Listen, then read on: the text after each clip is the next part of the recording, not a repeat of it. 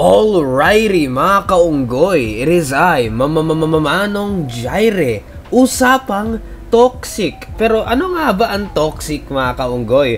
What is toxic? What is a toxic person? A toxic person is anyone whose behavior adds negativity and upset to your life. Many times, people who are toxic are dealing with their own stresses and traumas. To do this, they act in ways that don't present them in the best light and usually upset others along the way. So ayun ang pinaka definition ata ng toxic, no? Pero we are going to go further into this, no? Meron tayong 8 telltale signs of a toxic person. So hihingi tayo ng tulong dito sa ito kay The Jordan Harbinger Show, no? Sana tama yung pagbasa ko ng pangalan. Ngayon, meron na akong idea kung ano ang isang toxic person kasi nga, I've dealt with a lot of toxic persons. Kahit saan ka ata magpunta, merong isa or dalawa na tao na toxic. Hindi na mawawala yun. And wala na tayong magagawa. Ang tanging magagawa lang natin is to cut them bitches off of our lives, no? Hindi natin kailangan ng mga toxic na tao. Dapat tinatapon yung mga yan.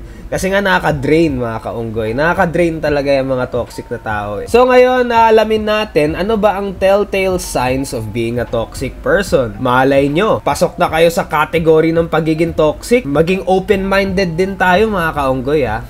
Like maging open tayo. Malay nyo, toxic din pala tayo or something. Number 1, they disrespect your boundaries. Access sa buhay mo. Dapat lagi silang updated tungkol sa buhay mo.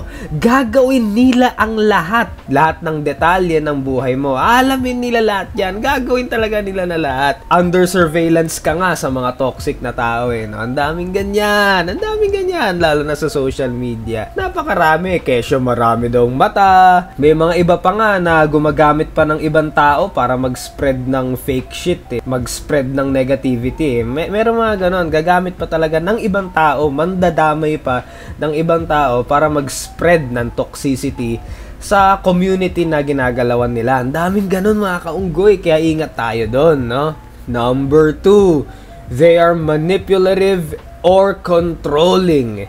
Toxicity often takes the form of manipulation and control. To a toxic person, relationships aren't true relationships based on mutual love and respect, but a means to an end. Ang toxic shit kasi, hindi lang to para sa mga lovey-dovey shit, yung mga relationship shit. Para rin to sa mga, let's say, family or community na kinakagalawan nyo, kung industriya na kinakagalawan nyo, work area, school, or kung ano man, kung saan man may community, no? Gagamit pa ng ibang tao para mag-spread ng negative shit tungkol sa isang tao. Ang daming ganyan. May mga kilala tayong ganyan, mga kaunggoy, no? O kaya gumagamit pa sila ng tao para lang may makuha silang pera, no? Kaya lang nila kinakaibigan ng isang tao para lang sa pera. Or meron kang kamag-anak na sobrang malapit sa'yo. Ang underlying reason lang is gusto nila maulanan ng pera mo dahil mas mayaman ka sa kamag-anak mong yan, no? Ang daming ganyan, mga pasip-sip para lang makakuha ng pera. Ginagamit lang nila nang mamanipulate pa ng tao. Number 3, they lie. Generally speaking, toxic people are not friendly with reality. They often maintain a separate reality, a self-created narrative in which their needs and interests dominate. Nako mga kaunggoy, yung mga mahihilig magsinungaling, yung mga mahihilig gumawa ng mga storya na hindi naman totoo. Or meron storya, pero tinitwist nila ang totoo. Tapos yung storya na ginagamit nila, sobrang layo sa totoo. May mga ganito talaga mga kaugoy, no? Ginagawa nila to, nagsisinungaling sila para mag-benefit yung shit nila, no? Para sila yung tama, sila yung ganto, sila yung victim kunwari, sila yung ganto, ganyan. Para kaawaan sila ng tao minsan or para may mag-gain silang shit sa iba-ibang tao, no? Mga magagaling magsinungaling. To that end, they might twist facts, hide information, or overtly lie to the people around them and even to themselves. When confronted, they'll resist owning up to their deceit to enhance their reputation, para sila yung tama, sila yung victim kunwari, to secure a desired outcome or to mask their shame. Toxic people rely on lies as a part of their operating system. So, importante talaga sa isang toxic na tao ang pagsisinungaling. Kaya nga ako, pag merong nagkakwento tungkol sa isang tao, like halimbawa may magkwento sa akin, uy, alam mo ba si ganto yan, masama ugali niyan. Hindi muna ako naniniwala ng biglaan, no? Hindi muna ako naniniwala ng basta-basta lang. I need evidence. And, kung magpe-present ka man ng evidence, kailangan may context din. Ano ang context? Bakit kayo nag-away? Ano ang konteksto? What is the context of the entire issue? Ito, tip ko para sa lahat ng mga tao to. If they are caught in drama or mga issue. Pag may nagsabi sa inyo na masama ugali ni ganto, tanungin nyo kung meron bang evidence. And kung magbibigay man ng evidence, ano ang konteksto? What is the full context of the entire story? Bakit ganito? Bakit ganyan? Kasi lahat yan may pinanghuhugutan. So, huwag kayo agad maniwala porket, oh, may mga nakita kaming ganito, may narinig kaming ganito. No, fuck that shit. Alamin nyo muna ang tunay na storya at tunay na konteksto. Every single detail before you go into a conclusion and maniwala agad. So, ayun lang mga kaunggoy. Or better yet, wag na lang kayo sumali sa mga issue, okay? Kung may issue man si ganito at ganyan, wag kayo sumali. Eto, hindi ko alam kung anong numero na to. They always have to be right. Dapat tama sila. Hindi sila pwede maging mali. Or minsan may ibang tao na bigla na lang mga unfriend eh. May nagsasabi sa kanila na mali sila, mga unfriend sila. Ang daming ganyan. Toxic people often struggle to admit when they're wrong because recognizing that they made a mistake, even a minor one, or hurt another person is too threatening to their ego. Nako putang ina, ego. Ego, narcissist, prideful. That's another topic for another video mga kaunggoy. So, stay tuned for that. Probably soon. They tend to justify their behavior, deny another person's perspective, or project their weakness or shame onto others. In most cases, there's no healthy, fair, or productive conflict with a toxic person.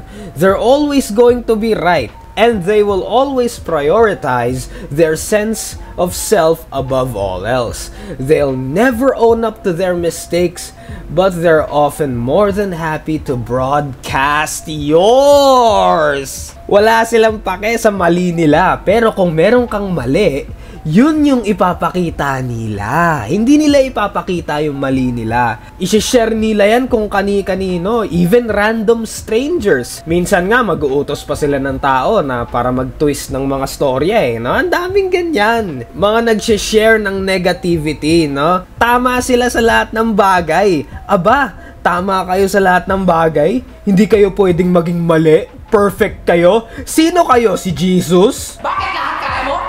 Di ka pwedeng matalo? Sino ka, si Jesus? Tsaka minsan pag ginagago tayo ng isang tao, isipin din natin, ginago ko ba tong taong to? Kasi para sa akin, simple lang ako mga kaunggoy ha. Ito ang motto ko sa buhay ko. Ito, yan. Wala akong pakialam kung sino ka. Kung mabait ka sa akin, mabait ako sa'yo. Pero kung kupal ka sa akin, mas kupal ako sa'yo. Ganun lang ako kasimpleng tao, no? So kung ayaw mo na ikupal kita, huwag kang maging kupal sa akin. Okay ba tayo doon? Ganun lang. Alrighty mga kaunggoy. So masyadong mahaba na tong video na to. I'm gonna have to split it into 2 parts. So, habang nire-record ko to, nag-edit ako ngayon. So, napansin ko masyado na mahaba yung video. So, yeah. Next part will be kung kailan ko man ma-upload ang part 2. So, ito yung part 1, part 2 coming soon, baka this week or next month.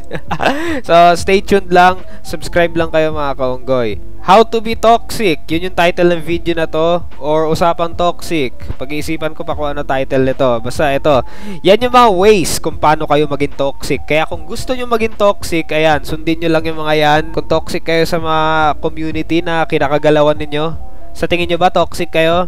Natamaan ba kayo sa video na to? Kung natamaan kayo sa video na to, ito wala kaming minimension na pangalan, pero bato-bato sa langit, tamaan, wag magalit, no? Kung wala naman kayong ginagawang shit, then hindi kayo magagalit, okay? Yun lang naman. This is just a video. This is just a video for fun, mga kaunggoy. Wag tayo masyadong galit lagi sa buhay. And that's the bottom line, because Manong Jaire said so. Ayun lang, like, comment, share, and subscribe. Alright, Manong Jaire has got a head out.